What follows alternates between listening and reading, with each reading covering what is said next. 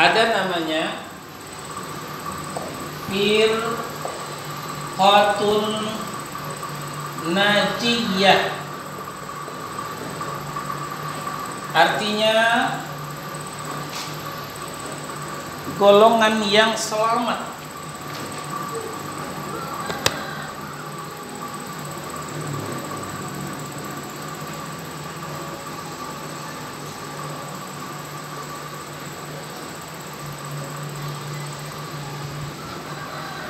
Merujuk kepada hadis Hasan Abdullah bin Amr, diriwayatkan oleh At-Tirmidzi. Kata Nabi sallallahu alaihi wasallam, umatku akan terpecah menjadi 73 firqah, 73 golongan, 73 aliran. Kulluhum finnar illa millatan wahidah.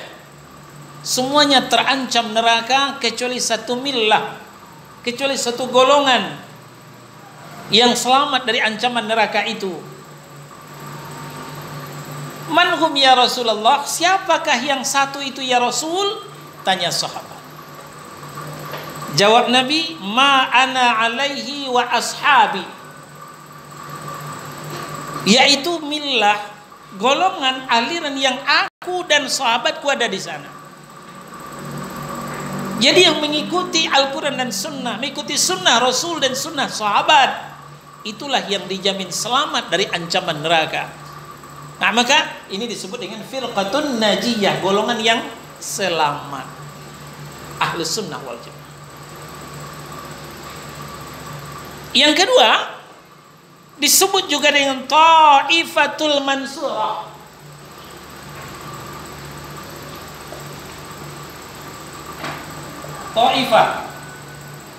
Ta'ifatul Mansurah. Ini artinya golongan yang ditolong.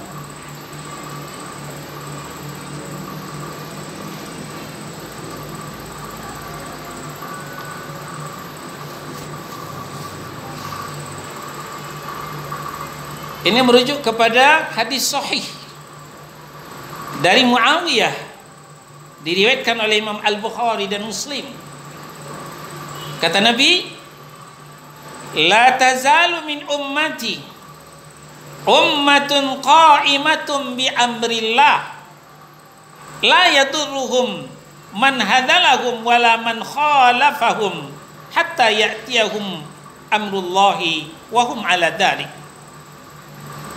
Senantiasa, maksudnya akan ada terus menerus, ya, senantiasa ini akan ada terus menerus. Senantiasa akan ada dari umatku,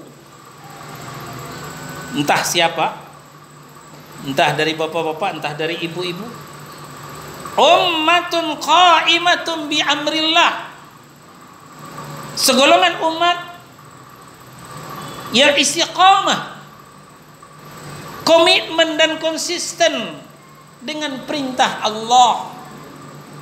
Mereka tidak bergeming, mereka tidak mencela-mencela, mereka tidak menjualnya dengan pangkat dan jabatan, mereka tidak menjualnya dengan dolar dan rupiah, dengan falas dan fulus.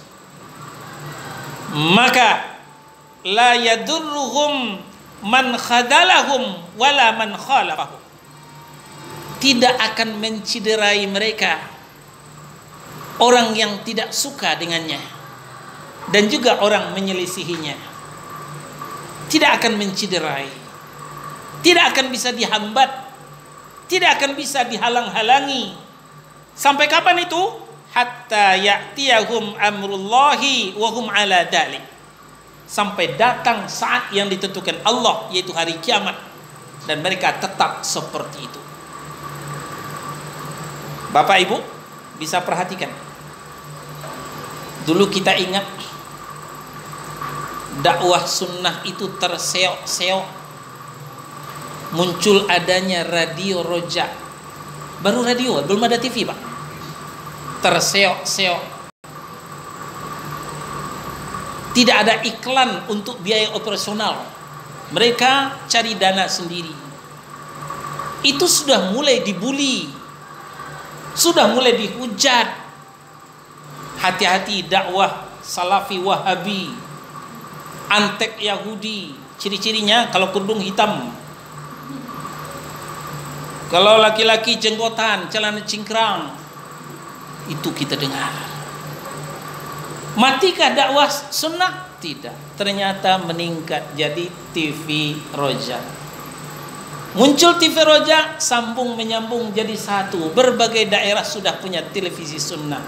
Di Padang ada Surau TV, di Medan ada Arsyad TV, di Pekanbaru ada, di Tanjung Pinang ada, di daerah Jawa sana ada.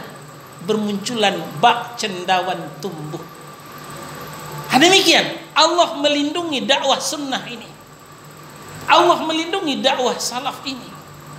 Karena memang ini Allah yang punya dan Allah yang melindunginya. Tidak akan bisa dibendung oleh siapapun juga. Walaupun sekampung orang membuli, menghujat.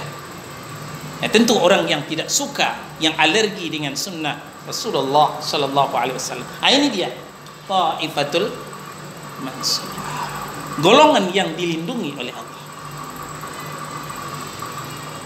Yang ketiga disebut juga dengan al-ghuraba.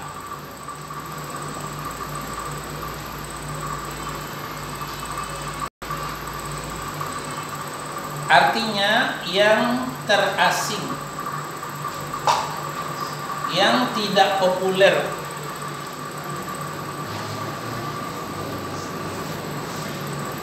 Bapak-bapak, kalau sudah mulai hijrah mengikuti sunnah, siap-siap orang memandang sebelah mata.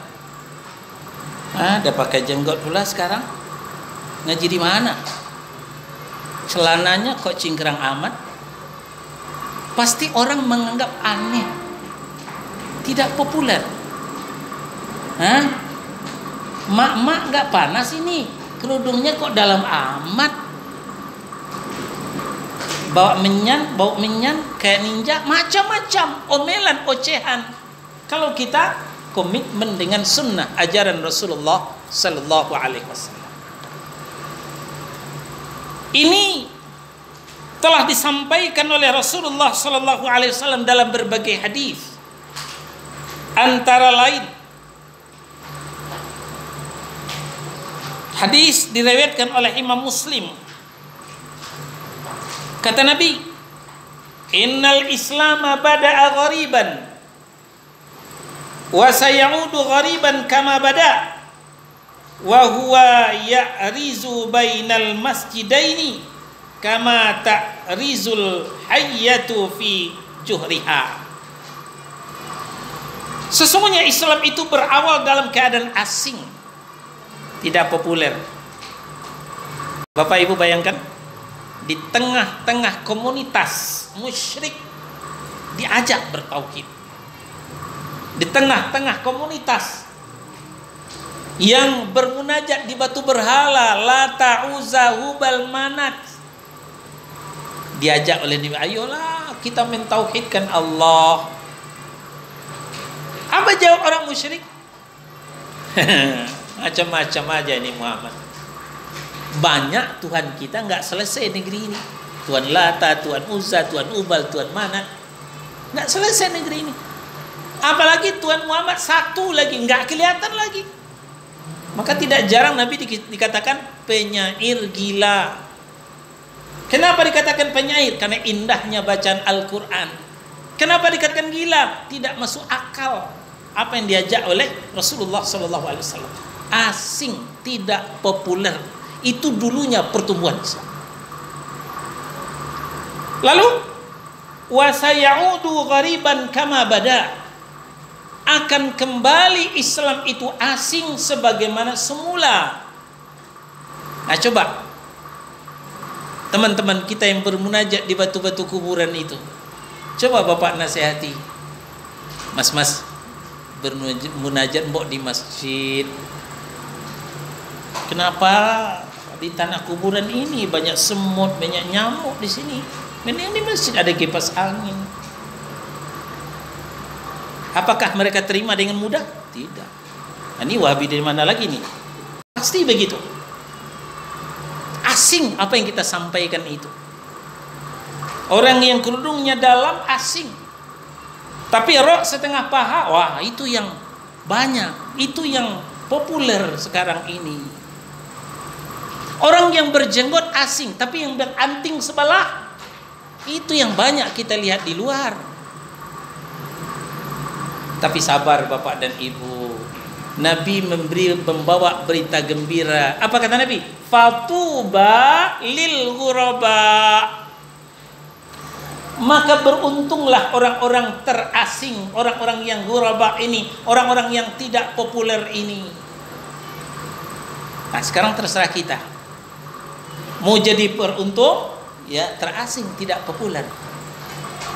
Mau populer, tidak terasing, ya tidak beruntung. Tidak beruntung, ya celaka.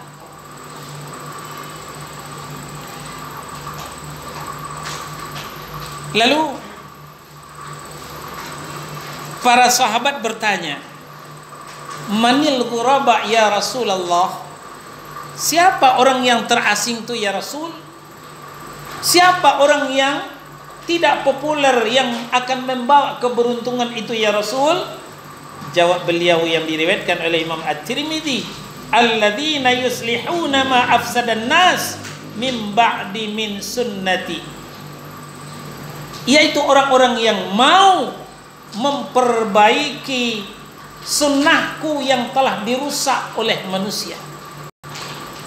Orang-orang yang mau memperbaiki ajaranku yang sebelumnya telah dirusak oleh manusia. Itu al-ghuraba namanya. Itu orang yang terasing namanya. Itu beruntung kata Nabi SAW. Jadi dakwah sunnah, dakwah salaf yang selalu dihujat, yang selalu dibuli, kalau kita tetap bertahan, maka kita akan beruntung. Hidup kita akan lebih berkah dari Allah Subhanahu wa ta'ala. Di kesempatan yang lain, beliau menjawab ketika ditanya oleh sahabat, Manil ghuraba ya Rasul? Siapa orang yang terasing itu ya Rasul? Beliau menjawab, Qal unasun salihuna fi unasin su'in kathirin man ya'sihim aktsaru min man yuti'uhum. Kata beliau, orang yang asing, yang ghuraba itu adalah orang-orang saleh di tengah orang-orang yang salah, orang yang masih baik di tengah orang-orang yang sudah buruk, orang-orang yang masih bersih di tengah-tengah orang yang berlumpur. Maksudnya lumpur dosa, ya, bukan lumpur tanah. Akan banyak orang yang mengingkarinya dan sedikit sekali orang yang taat kepadanya. Ini sudah kita rasakan Bapak dan Ibu, ya. Malah ke depan katanya pelajaran agama akan dihapus di sekolah, ya. Ini menunjukkan agama ini makin terasing. Jangan terlalu pede dulu. Islam Muslim 90% di negeri ini, ajarannya saja mau dihapus. Kerudung mau dicopot. Yang cingkrang, yang jenggotan itu ya mau dilarang. Dikatakan radikal, ya dilarang nanti. Nah itu bentuk keterasingan ajaran Islam. Jadi Alhamdulillahi Rabbil Alamin Ar-Rahmanir Rahim